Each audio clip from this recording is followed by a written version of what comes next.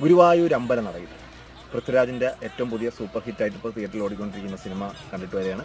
Through out ഒരു full fun ആയിട്ട് നമുക്കിരുന്ന് കാണാൻ പറ്റുന്ന ഒരു കംപ്ലീറ്റ് എൻ്റർടൈനിങ് ആയിട്ടുള്ള ഒരു സിനിമ.